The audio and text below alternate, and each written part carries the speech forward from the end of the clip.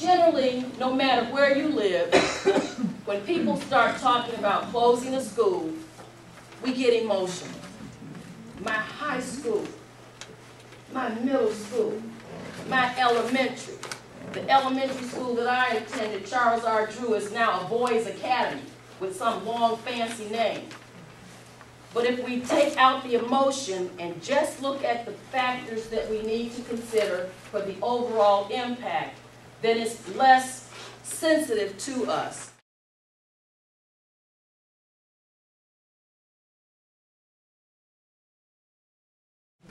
The administrative recommendation, their first preference, as is mine, is to merge Kaiser and Kettering at Thurston. Why? Because both schools would have new ownership as opposed to being at Kettering and being called those kids from Kaiser, or being at Kaiser and being called those kids from Kettering. So they would have equal ownership, and for each of the options, we've already in advance, knowing what's to come, developed a plan for transition.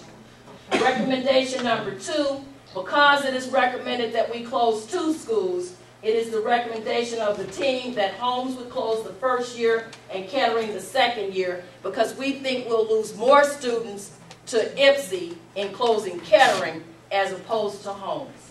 And that concludes the presentation, and board members, I will entertain your questions. The proximity to Adams School, that's the one that bothers me the most of all. They can walk over there. They don't have to even bus.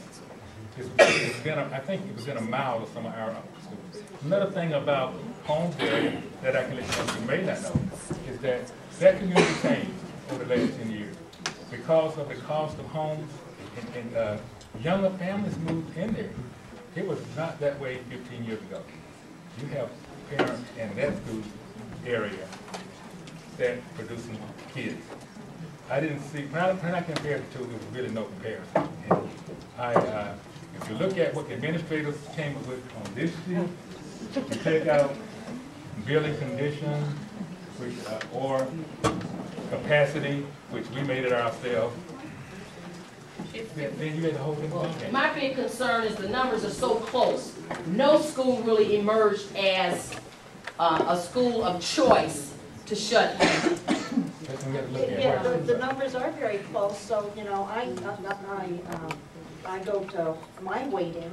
Okay, first of all, you want to maintain high achievement and maximize student retention. So that's why I would go to your choice 2, and I would flip those 2.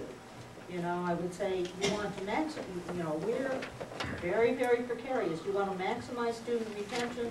If you have 227 students in one school, and it's rated as a 2 versus a school that has 160 students that's rated at a 3, I would flip those 2. When this process started, you might recall I emailed the board and asked, do you have a policy? There wasn't one on the website. There wasn't one in the book, so there was nothing. So rather than have people come from emotion, this instrument was developed.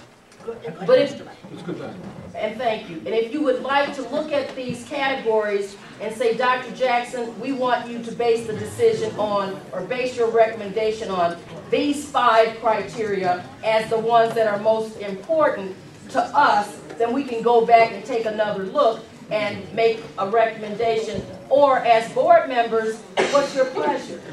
Simply make your recommendation to us, and the motion will be written, and you will be able to vote as is.